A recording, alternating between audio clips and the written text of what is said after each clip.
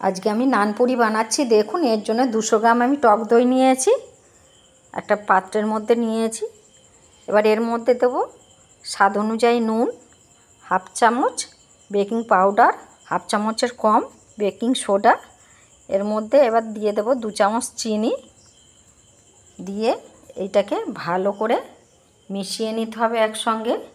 এই মিশিয়ে নেব, নিয়ে মিনিট খানেক 1 মিনিটের মতো রেখে দেব। 1 মিনিট রেখে দিলে ওপরটা কিরম বাবলস মতো হবে। দেখুন, এইভাবে আপনারা বানাবেন। এবার এর মধ্যে দেব আমি 600 গ্রাম ময়দা। 200 গ্রাম টক দইয়ে 600 গ্রাম ময়দা। মাপটা ঠিকঠাক দেবেন, ভালো করে একসঙ্গে মিশিয়ে নিতে হবে। মিশিয়ে আগে জল দেবেন না, প্রয়োজন হলে দেবেন। এবার এর মধ্যে দেব 2 চামচ আমি তেল দেব, আর কুসুম কুসুম গরম জল দিয়ে মাখবো যতটা প্রয়োজন হবে। এই তেল দিয়ে দিলাম, দিয়ে ভালো করে একসঙ্গে সব মিশিয়ে মাখতে হবে। ঠান্ডা জল দিলে হবে না। এবার ভালো করে মেখে নিতে হবে একসঙ্গে। মেখে ঘন্টা 2 আমি রেখে দেব। এর ওপর আর একবার তেল বুলিয়ে নেব।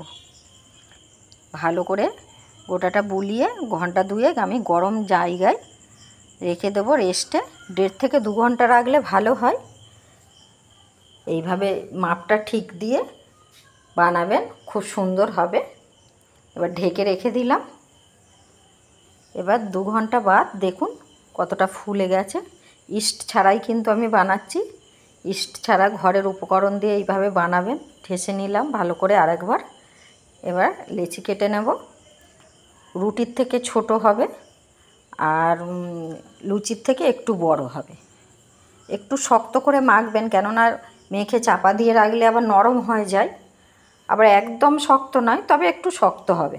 নরম হলে আরও নরম হয়ে যাবে। এবার গোল গোল করে সুন্দর করে বেলে নিতে হবে। যেহেতু লেচিটা একটু বড় করতে হবে, একটু বড় করেই বানাবেন, তাহলে ভালো হবে। লুচির মতো করলে আবার একদম ভালো হবে না, একটু বড় করবেন, রুটির থেকে একটু ছোট। এইভাবে বানাবেন। তেল গরম হয়ে গেছে, এবার আমি ছেড়ে দিলাম। এবার তেল ছড়িয়ে ছড়িয়ে ওপরে এইভাবে খুন্তি দিয়ে করতে হবে। মিডিয়াম টু হাই ফ্লেমে ভাজবেন, খুব সুন্দর হবে। দেখুন কি সুন্দর বলের মতো ফুলেছে। এবার তুলে নিলাম। এবার আর একটা আমি বেলে নেব। দেখুন বেলে নিচ্ছি, একটা একটা করে এইভাবে আমি বানিয়ে নেব। মাপটা ঠিকঠাক দেবেন, আর যেইভাবে বললাম একটু এর ওপরে তেল দিয়ে আমি বেলে নেব, সেইভাবে বানাবেন। খুব সুন্দর একদম দোকানের মতো হবে। এবার দিয়ে দিলাম। একদম লো করবেন না কিন্তু, মিডিয়াম টু হাই ফ্লেমে ভাজবেন, খুব সুন্দর হবে। ওপরে একটু খুন্তি দিয়ে তেল ছড়িয়ে ছড়িয়ে দেবেন, দিলে আপনি ফুলে উঠবে। এই দেখুন কি সুন্দর ফুলে উঠেছে। এইভাবে একটা একটা করে আমি বানিয়ে নেব। এবার আমি তুলে নেব।